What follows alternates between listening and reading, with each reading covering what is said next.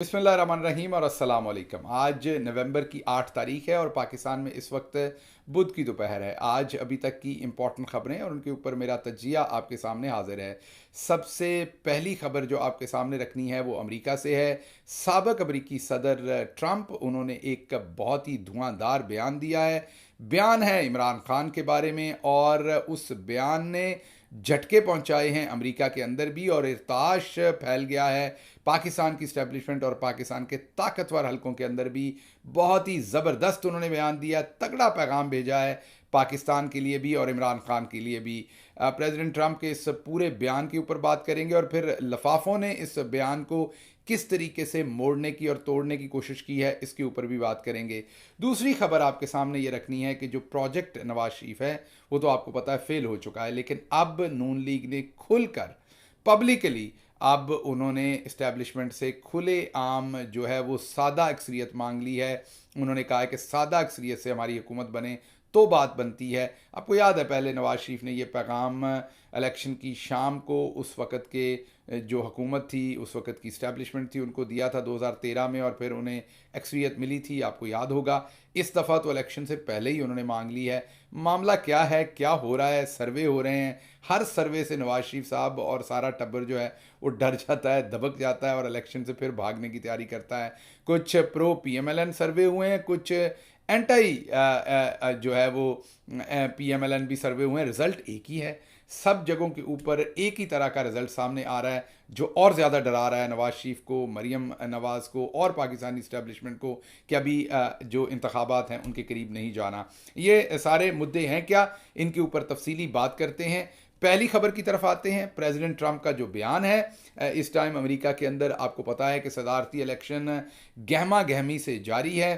एक तरफ जो सबसे तगड़े उम्मीदवार हैं रिपब्लिकन पार्टी के वो फॉर्मर प्रेसिडेंट ट्रंप हैं। दूसरी तरफ हालिया जो मौजूदा सदर हैं प्रेसिडेंट जो बाइडन, वो डेमोक्रेट पार्टी के तगड़े उम्मीदवार हैं इस टाइम, जिनका लग रहा है कि टाकरा इन्हीं दोनों का होना है।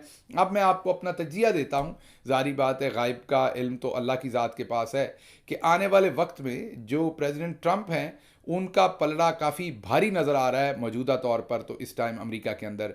वजह यह है कि जितने भी सर्वे हो रहे हैं अमेरिका के अंदर, तो जो आपको पता है पहले टिकट हासिल करना है प्रेसिडेंट ट्रंप ने, रिपब्लिकन की नॉमिनेशन हासिल करनी है, तो जितने भी सर्वेज आ रहे हैं उसमें रिपब्लिकन पार्टी के जितने भी उम्मीदवार इस टाइम पेडिस्टल के ऊपर हैं, इस टाइम स्टेज के ऊपर हैं, जो इस टाइम अपनी इंटेंट रखते हैं, ख्वाहिश रखते हैं सदर का इलेक्शन लड़ने में, उन सब के मिला के उतनी परसेंटेज नहीं है जितनी अकेले फॉर्मर प्रेसिडेंट ट्रंप की है।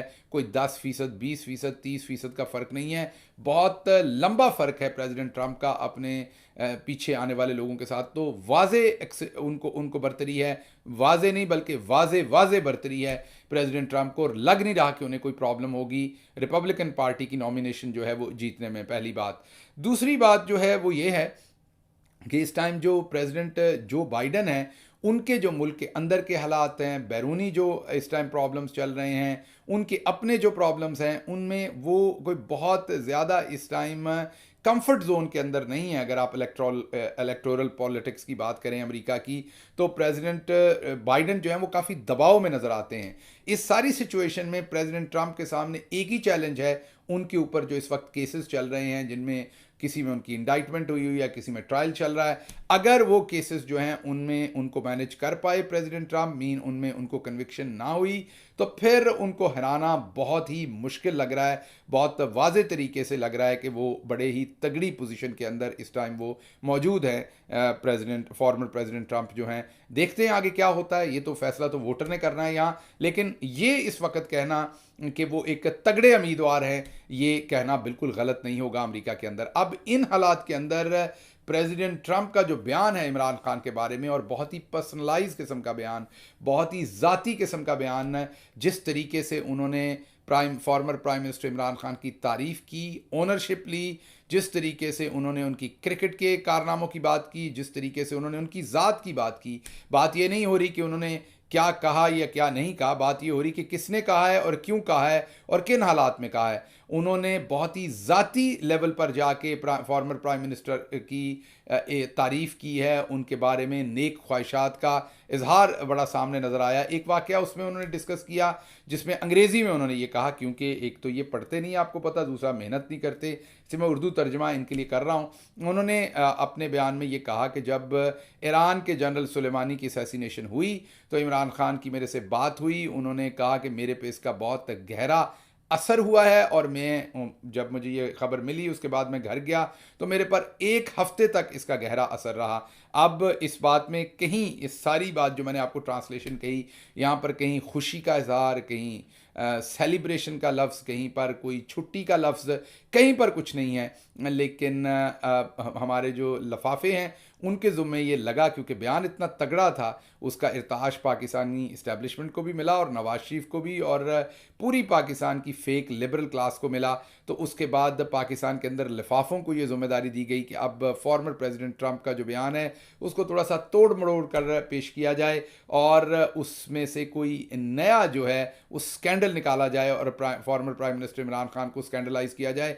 तो ये जो बात मैंने आपको बताई कि उन्होंने कहा कि मेरे पे इसके बहुत गहरे असरात हुए और एक हफ्ते तक इसके असरात रहे, इस बात को पाकिस्तान के लिफाफों ने कन्वर्ट किया कि ट्रंप साहब ने कहा है कि इमरान खान ने कहा जनरल सुलेमानी की डेथ के ऊपर, असैसिनेशन के ऊपर मुझे बड़ी खुशी हुई और मैंने एक हफ्ता छुट्टियां मनाई।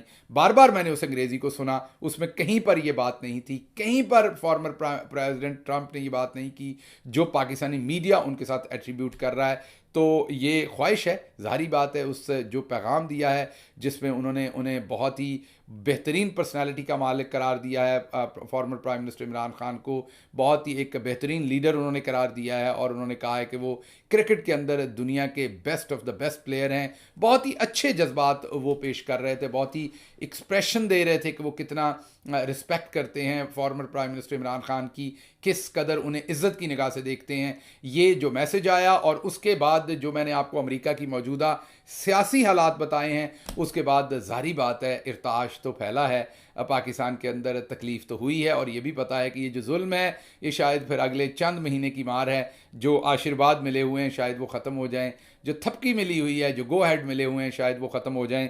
तो इसलिए पाकिस्तान के अंदर बहुत इर्ताश फैला हुआ है इस टाइम, इस सारी बात के ऊपर जो एक बयान दिया है फॉर्मर प्रेसिडेंट ट्रंप ने और उसको फिर बदलने की कोशिश की है।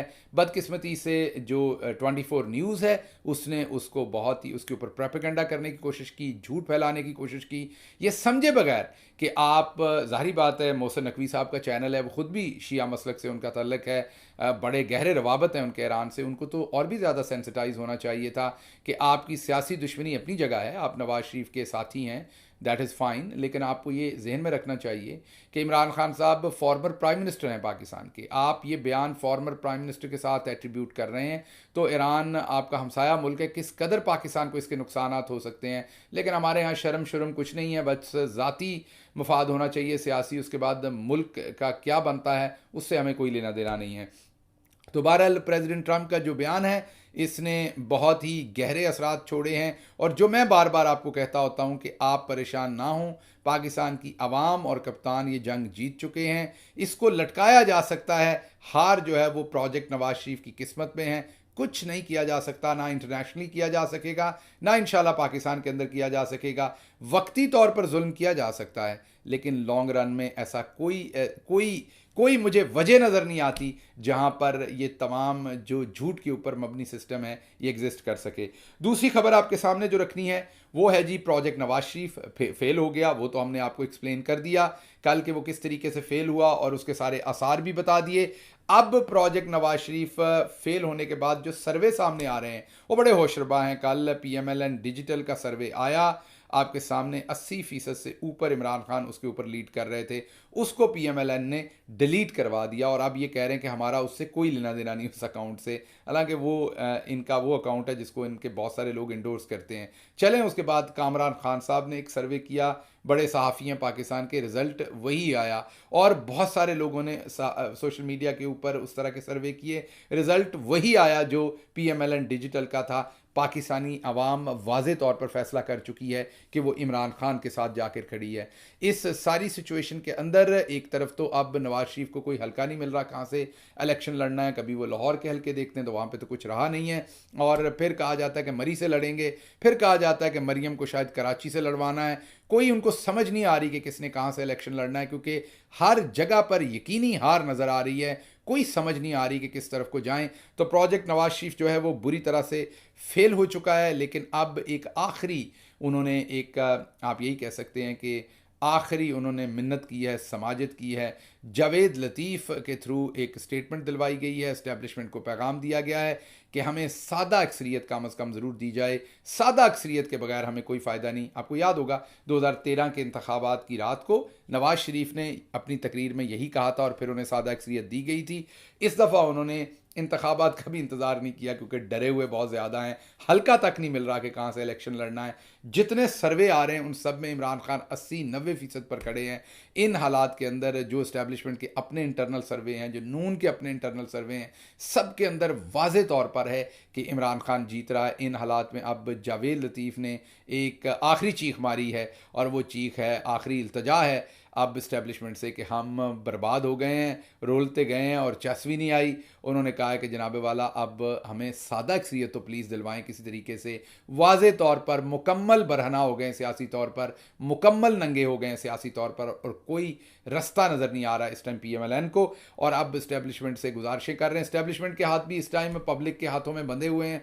पब्लिक का जो रवैया है वो आपने देख लिया, पब्लिक का मूड आपने देख लिया। इस्टेब्लिशमेंट 5-10% की धांधली कर रही है। मैं आपको बड़ा वाज़े बता दूं, हर जो गिरफ्तारी हो रही है, हर जो पर्चा हो रहा है, हर जो जुल्म हो रहा है, हर जो खुफिया ट्रायल हो रहा है इमरान खान का, हर जो लोगों को घरों से उठाया जा रहा है, इस हर चीज़ में पाकिस्तान के जो ताकतवर हल्के हैं उनका इंप्रेशन और ख़राब हो रहा है। इस सारी सिचुएशन के अंदर अगर वाकई पाकिस्तान मुस्लिम लीग नून या पाकिस्तान के ताकतवर हल्के इस टाइम इलेक्शन जीत सकते तो वो ये सब कुछ ना करवा रहे होते, बल्कि इलेक्शन करवा रहे होते। ये जो इलेक्शन करवाने के ऐलान करने के बावजूद मारदाड़ है, PTI को कहीं इकट्ठे नहीं होने देना, उनके लोगों को पकड़ना है, पर्चे देने हैं, ये सब कुछ वाजे बता रहा है कि हार चुके हैं। कोई रास्ता नज़र नहीं आ रहा और कोई रास्ता ढूंढने की कोशिश की जा रही है। तो ट्रंप का बयान देखें या पाकिस्तान के अंदरूनी हालात देखें, दोनों सूरतों में मेरा पैगाम आपके लिए एक ही है, डटे रहिए। गेम आप जीत चुके हैं, समझ आपको सारी है। प्रेसिडेंट ट्रंप ने आपको सारी बातें समझा दी हैं। प्रेसिडेंट ट्रंप ने खोल के आपको पैगाम दे दिया है, खुला खुला पैगाम आपको भेज दिया है, और आपको सारी समझ है। आपको सिर्फ और सिर्फ इंतज़ार करना है, आपको तगड़े रहना है, आपको असूल के ऊपर खड़े रहना है, कानून पर खड़े रहना है, इंसानी हकूक़ पर खड़े रहना है, डेमोक्रेसी पे खड़े रहना है, फ्रीडम ऑफ स्पीच और रूल ऑफ लॉ के ऊपर खड़े रहना है। आपने कंप्रोमाइज़ नहीं करना। जंग आप जीत चुके हैं, आपको ये जंग कोई नहीं हरा सकेगा। हाँ, इस टाइम बादल घने हैं, लेकिन ये छटते हुए वक्त नहीं लगेगा। डटे रहिए। अगर मुखालिफ कैंप जीत रहा होता तो ये इतनी वहाँ पर इर्ताश ना फैली होती। इसके साथ ही मुझे इजाज़त दीजिए। अल्लाह आपका हामी नासिर हो। पाकिस्तान जिंदाबाद।